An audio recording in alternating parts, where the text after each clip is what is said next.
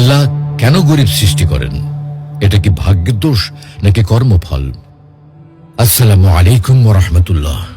প্রিয় দর্শক, আমরা আমাদের চারপাশের সমাজে প্রতিনিয়ত একটি বিষয় লক্ষ্য করি, কিছু মানুষ বংশানুক্রমেই গরিব হয়ে জন্মায়। তারা গরিব ঘরে জন্ম নেয়, বেড়ে ওঠে সীমাহীন কষ্টের মধ্যে এবং জীবনের শেষ দিন পর্যন্ত দারিদ্র্যকেই সঙ্গী করে। তারা কখনোই ধনী বা সচ্ছল জীবনে পা রাখতে পারে না। দিনরাত কঠোর পরিশ্রম করে, অন্যের জন্য হাড় ভাঙা খাটুনি খেটে যায়, অথচ বিনিময়ে যা পায় তা এতই সামান্য যে নুন আনতে পান্তা ফুরায়। এই কথাটি যেন তাদের জীবনের বাস্তব প্রতিচ্ছবি হয়ে দাঁড়ায়। অপরদিকে আমরা দেখি কিছু মানুষ জন্ম থেকে ধনী, তারা ধনীর ঘরে জন্মায়, বড় হয় প্রাচুর্যের মধ্যে, আর জীবনের পথ চলায় সম্পদের পাহাড় গড়ে তোলে। তাদের দেখে মনে হয় যেন আল্লাহর ঘরের দুলাল নিয়ামত যেন তাদের ঘরে আপনা আপনি হাজির হয়ে যায়। এমন পরিস্থিতিতে আমাদের মনে স্বাভাবিকভাবেই একটি প্রশ্ন জাগে, আল্লাহ কেন এভাবে বৈষম্য সৃষ্টি করলেন? কেন কিছু মানুষ বিনা দোষে গরিব হয়ে জন্মায়? এজন্য কে দায়ী? তাদের ভাগ্য, কপালের লিখন, নাকি নিজেদের কোনো কর্মদোষ? আজকের এই ভিডিওতে আমরা এই গুরুত্বপূর্ণ বিষয়টি নিয়ে গভীরভাবে আলোচনা করব, কোরআন, হাদিস এবং আধুনিক অর্থনীতির দৃষ্টিকোণ থেকে ইনশাআল্লাহ। দরিদ্র হয়ে জন্মানো দোষের নয়। সুপ্রিয় দর্শক, দরিদ্র বা গরিব হয়ে জন্মানো কখনো দোষের কিছু নয়, কারণ একমাত্র আল্লাহ তাআলাই বিশ্বের সকল কিছুর মালিক। অতএব তিনি ইচ্ছা করলেই কেউ ধনী বা গরিব হতে পারে। অন্য কারোর ইচ্ছায় কেউ ধনী বা গরিব হয় না। আল্লাহ যাকে ইচ্ছা ধনী বানান আর যাকে ইচ্ছা গরিব বানান, এতে তিনি ভিন্ন, অন্য কারো সামান্যটুকু হাত নেই। এ প্রসঙ্গে আল্লাহ বলেন, আল্লাহু ইয়াবসুতুর রিজকা লিমান ইয়াশাউ ওয়া ইয়াকদির। আল্লাহ যার জন্য ইচ্ছা করেন তার জীবনোপকরণ বৃদ্ধি করেন, তেমনি ভাবে যার জন্য ইচ্ছা তার জীবনোপকরণ সংকুচিত করেন। কিন্তু প্রশ্ন হলো, আল্লাহ এটা কেন করেন? যেন তিনি এই প্রশ্নের উত্তর দেওয়ার জন্যই বলছেন, কুল ইন্না রাব্বী ইয়াবসুতুর রিজকা লিমান ইয়াশাউ ওয়া ইয়াকদির ওয়ালাকিন্না আকসারান নাসি লা ইয়ালামুন। আপনি বলে দিন, নিশ্চয়ই আমার প্রভু যার জন্য ইচ্ছা করেন তার জীবন অপকরণ বর্ধিত করেন এবং যার জন্য ইচ্ছা তার জীবন অপকরণ সংকুচিত করেন, তবে অধিকাংশ লোক এ সম্পর্কে অবগত নয়। নবী সাল্লাল্লাহু আলাইহি ওয়াসাল্লাম ইরশাদ করেন, আল্লাহ তাআলা নিজ বান্দাদেরকে বলেন, হে আমার বান্দারা, তোমরা সবাই ক্ষুধার্ত, শুধু সেই আহারকারী যাকে আমি আহার দেব। অতএব তোমরা আমার নিকট আহার চাও, আমি তোমাদেরকে আহার দেব। হে আমার বান্দারা, তোমরা সবাই বিবস্ত্র, শুধু সেই আবৃত যাকে আমি আবরণ দেব। অতএব তোমরা আমার নিকট আবরণ চাও, আমি তোমাদেরকে আবরণ দেব। আল্লাহ তার ধনভাণ্ডার থেকে যাকে যতটুকু ইচ্ছা দান করেন, কাউকে কম দান করেন, আবার কাউকে বেশি দান করেন। এতে অন্য কারো হাত নেই। যতই দান করা হোক, তাতে আল্লাহর ধনভাণ্ডার এতটুকু খালি হবে না। নবী সাল্লাল্লাহু আলাইহি ওয়াসাল্লাম ইরশাদ করেন, আল্লাহ তাআলা বলেন, হে আমার বান্দারা, তুমি অন্যের উপর ব্যয় করো, আমি তোমার উপর ব্যয় করব। আল্লাহর হাত সর্বদা ভর্তি, প্রচুর ব্যয়ও তা খালি হয়ে যায় না। তিনি রাত ও দিন সকলকে দিচ্ছেন আর দিচ্ছেন, তার দানে কোনো বিরতি নেই। রাসূল সাল্লাল্লাহু আলাইহি ওয়াসাল্লাম আরো বলেন, তোমরা কি দেখছো না যে আল্লাহ তাআলা আকাশ ও জমিন সৃষ্টি শুরু থেকে আজ পর্যন্ত শুধু দিচ্ছেন আর দিচ্ছেন, কিন্তু তার হাতে যা রয়েছে তা কখনোই শেষ হচ্ছে না। মোট কথা, প্রাচুর্য ও দারিদ্রতা আল্লাহর পক্ষ থেকে পরীক্ষা। আল্লাহ কাউকে অঢেল সম্পদ দিয়ে পরীক্ষা করেন, সে আল্লাহর দেওয়া সম্পদ কি কাজে ব্যয় করছে, আল্লাহর শুকর কতটুকু আদায় করছে, সম্পদের যাকাত ঠিকমতো দিচ্ছে কিনা, অভাবীর অভাব মোচনে সচেষ্ট হচ্ছে কিনা ইত্যাদি। আবার কাউকে কাউকে দারিদ্রতা দিয়ে দেখেন সে দারিদ্রতার উপর ধৈর্য ধরতে পারছে কিনা, আল্লাহর সিদ্ধান্তে তার কোনো অভিযোগ আছে কিনা ইত্যাদি। কারণ আল্লাহ তাআলা মানুষকে ভালো মন্দ উভয় অবস্থা দ্বারা পরীক্ষা করেন। যারা প্রকৃত মুমিন তাদের জন্য সব অবস্থাই কল্যাণকর। সুখ দুঃখ, দারিদ্রতা, সচ্ছলতা সব অবস্থাই তাদের জন্য কল্যাণ বয়ে আনে, তাদের মর্যাদা বৃদ্ধি করে। এজন্য প্রিয় নবীজি সাল্লাল্লাহু আলাইহি ওয়াসাল্লাম বলেছেন, মুমিনের অবস্থা বিস্ময়কর, সব কাজই তার জন্য কল্যাণকর। মুমিন ছাড়া অন্য কেউ এই বৈশিষ্ট্য লাভ করতে পারে না। তারা সুখ শান্তি লাভ করলে শুকর গুজার করে, আর অসচ্ছলতা বা দুঃখ মুসিবতে আক্রান্ত হলে ধৈর্য ধরে। উভয় অবস্থাই তাদের জন্য কল্যাণকর। এ কারণে আল্লাহ তাআলা পৃথিবীতে সম্পদের বন্টন এমন ভাবে করেছেন যাতে প্রত্যেক শ্রেণী একে অপরের মাধ্যমে উপকৃত হতে পারে। কারো মেধা আছে কিন্তু সম্পদ নেই, কারো সম্পদ আছে অথচ মেধা কম, আবার কারো সম্পদ এবং মেধা দুটোই রয়েছে, কিন্তু তার একার পক্ষে সব কাজ করা সম্ভব নয়। প্রত্যেকেই ক্ষেত্রভেদে প্রত্যেকের কাছে মুখাপেক্ষী। এই কৌশলেই আল্লাহ তাআলা গোটা বিশ্বের শৃঙ্খলা বজায় রেখেছেন। মানুষের মধ্যে জীবিকা বন্টন করেন এবং একজনকে অপরের উপর মর্যাদায় উন্নীত করেন, যেন একে অপরের দ্বারা কাজ করিয়ে নিতে পারে। তার মানে আল্লাহ তাআলা যদি সবাইকে সমান প্রাচুর্য দিতেন, তাহলে পৃথিবীতে বিশৃঙ্খলা তৈরি হতো, মানুষ সম্পদ দ্বারা উপকৃত হতে পারত না, জীবনের স্বাদ পেত না। ولو بسط الله الرزق لعباده لبغوا في الأرض ولكن ينزل بقدر ما يشاء إنه بعباده خبير بصير। আর আল্লাহ যদি তার সব বান্দাকে জীবন অপকরণের প্রাচুর্য দিতেন, তাহলে তারা পৃথিবীতে অবশ্যই বিপর্যয় সৃষ্টি করত। কিন্তু তিনি তার ইচ্ছে মতো সঠিক পরিমাণে দিয়ে থাকেন। তিনি তার বান্দাদের সম্পর্কে পূর্ণ ওয়াকিবহাল, সম্যক দ্রষ্টা। গরিব থেকে যাওয়া দোষের, সুপ্রিয় দর্শক, মনোযোগ দিয়ে ভেবে দেখুন, এতক্ষণের আলোচনা থেকে স্পষ্টভাবে প্রমাণিত হয়েছে যে গরিব হয়ে জন্ম নেওয়া কোনো অপরাধ নয়, দোষের কিছু নয়। কিন্তু জন্মের পর গরিব থেকে যাওয়া, এটা কিন্তু ঠিক নয়। এ কারণে প্রখ্যাত সব ব্যক্তিরা বলেন, আমাদের মধ্যে কেউ কেউ জন্মগতভাবে গরিব থাকেন, আবার কেউ কেউ জন্মগতভাবে ধনী হন। তবে গরিব হিসেবে জন্ম নেওয়াটা দোষের নয়, কিন্তু মারা যাওয়ার সময় যদি আপনি দরিদ্র বা গরিব থাকেন, সেটা আপনার দোষ। এর কারণ হলো সারা জীবন আর্থিকভাবে সফল হওয়ার জন্য, স্বাধীন হওয়ার জন্য আপনি ঠিকমতো কাজ করেননি।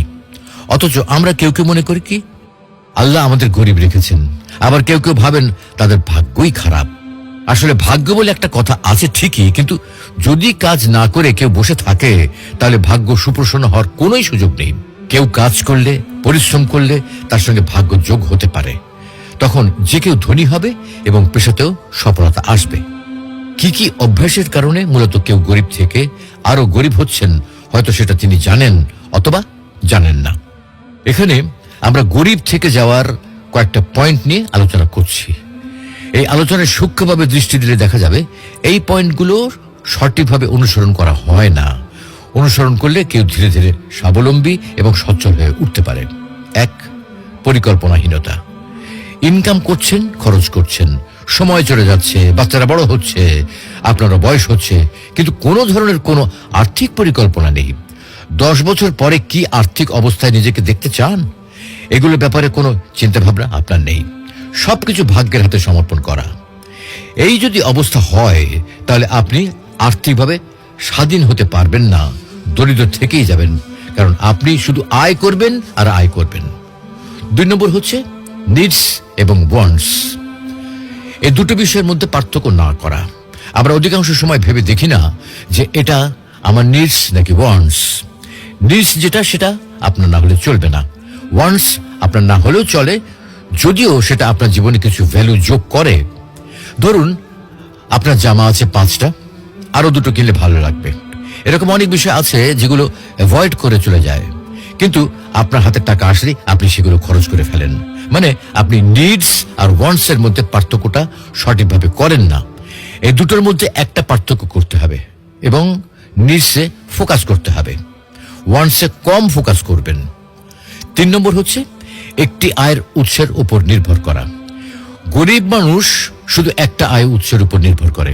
তারা হয়তো একটা চাকরি করে, কিন্তু তাদের যে দক্ষতা সেটাকে কাজে লাগিয়ে বা দক্ষতাকে উন্নত করে বা অন্য একটা স্কিল ডেভেলপ করে। আরো যে বাড়তি ইনকাম করার সুযোগ রয়েছে সেদিকে অনেকেই খেয়াল করেন না। ফলে একটা ইনকামের উপর যখন নির্ভর করবেন, তখন ইনফ্লেশনের ইফেক্ট বা অন্যান্য কারণে চাপ অনেক বেশি পড়বে এবং সেভিংসের প্রতি নজর কমে যাবে। তাই চেষ্টা করা দরকার একের অধিক ইনকাম সোর্স তৈরি করা। 4 হচ্ছে সিদ্ধান্ত গ্রহণে দীর্ঘসূত্রতা।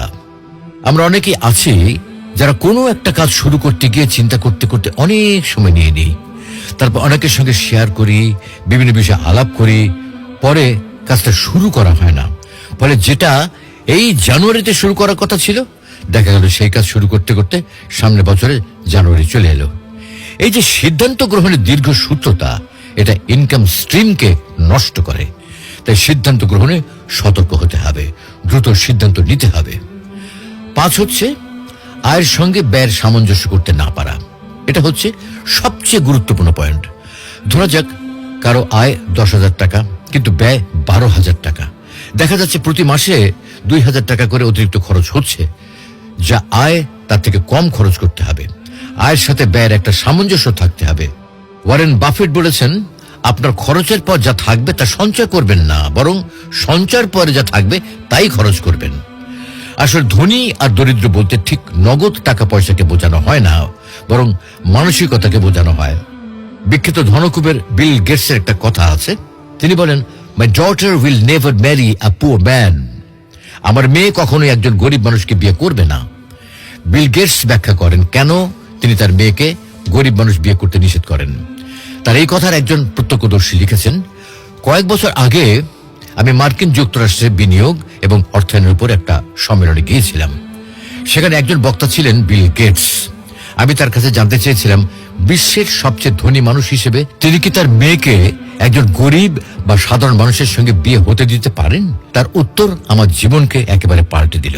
বিলের উত্তর ছিল এরকম, প্রথমত আপনাকে বুঝতে হবে সম্পদ মানে একটি বড় ব্যাংক অ্যাকাউন্ট থাকা নয়।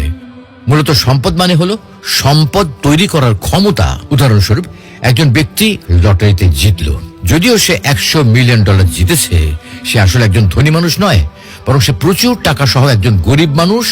এবং এ কারণে 90% লটারি বিজেতা 5 বছরের মধ্যে আবারও গরিব হয়ে যায়। আপনার আশেপাশে এমন অনেক ধনী মানুষ আছে যারা টাকার বিবেচনায় নিঃস্ব বা গরিব। উদাহরণস্বরূপ, অধিকাংশ উদ্যোক্তা, তারা আসলে ধনী হওয়ার পথে আছেন, যদিও তাদের কাছে টাকা নেই, কারণ তারা তাদের আর্থিক বুদ্ধিমত্তা বিকাশ করছেন এবং সেটাই হলো সম্পদ। দ্বিতীয় কথা হলো, ধনী এবং গরিবের মধ্যে পার্থক্য কি?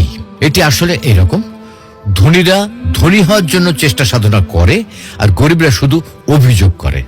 যদি আপনি একটি যুবককে দেখেন যে স্নাতক হতে চায়, নতুন জিনিস শিখতে চায় এবং সবসময় নিজেকে উন্নত করতে চায়, তবে জানবেন সে একজন ধনী ব্যক্তি।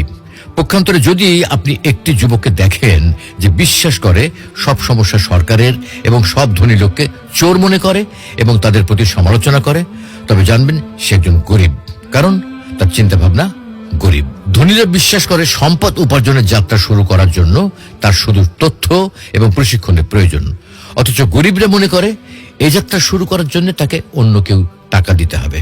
এখানে একটা গল্প বলা যায়। একদিন একজন ব্যাংক নিরাপত্তা রক্ষক একটি ব্যাগ ভর্তি টাকা পায় এবং সে ব্যাগটি ব্যাংকের পরিচালকের কাছে দেয়। মানুষজন এই ব্যক্তিকে বোকা মনে করেছিল, কিন্তু সে আসলে কেবল একজন ধনী ব্যক্তি ছিল যার কাছে টাকা নেই। 1 বছরের মধ্যে ব্যাংক তার জন্য একজন রিসেপশনিস্টের পদ প্রস্তাব করে। 3 বছরের মধ্যে সে গ্রাহক ব্যবস্থাপক হয়ে যায় এবং 10 বছরের মধ্যে সে ওই ব্যাংকের আঞ্চলিক শাখা পরিচালনার দায়িত্বে আসে, যেখানে সে শতাধিক কর্মচারী পরিচালনা করে এবং তার বার্ষিক আয় সেই ব্যাগ ভর্তি টাকার চেয়ে বেশি হয়ে যায়।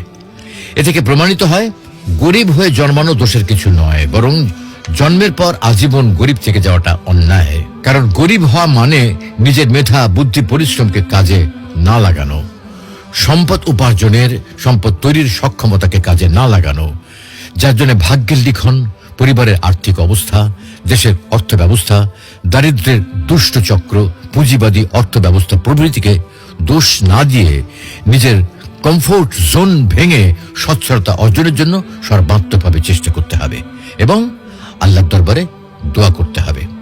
তবে পাশাপাশি মনে রাখতে হবে, সমাজে সম্পদের তারতম্যের কারণে কখনো হতাশ হওয়া যাবে না। আল্লাহ তাআলা আপনাকে আমাকে যে অবস্থায় রেখেছেন সে অবস্থার শুকর আদায় করা, যা আছে তাতে তুষ্ট থাকা, অন্যের সম্পদের পাহাড় দেখে ব্যথিত না হওয়া, বরং নিজের চেয়ে অসচ্ছল ব্যক্তিদের দেখে আল্লাহর শুকর আদায় করা। রাসূল সাল্লাল্লাহু আলাইহি ওয়াসাল্লাম বলেছেন, তোমাদের কারো নজর যদি এমন লোকের উপর পড়ে যাকে ধন সম্পদ ও দৈহিক গঠনে অধিক মর্যাদা দেওয়া হয়েছে, তবে সে যেন এমন লোকের দিকে নজর দেয় যে তার চেয়ে নিম্ন স্তরে রয়েছে। মানুষের প্রকৃত ধন হচ্ছে ইমানের ধন। তা যদি কেউ অর্জন করতে পারে, তাহলে তাকে দারিদ্রতা যত বেশি কষ্ট দেবে, তার পরকাল তত বেশি সুন্দর হবে। আর এজন্যে রাসূল সাল্লাল্লাহু আলাইহি ওয়াসাল্লাম বলেছেন, জান্নাতে উঁকি দিয়ে দেখলাম তার অধিকাংশ অধিবাসী দরিদ্র। আল্লাহ রাব্বুল আলামিন আমাদের সকলকে দুনিয়া ও আখিরাতের নিরাপত্তা ও সচ্ছলতা দান করুন। আমিন।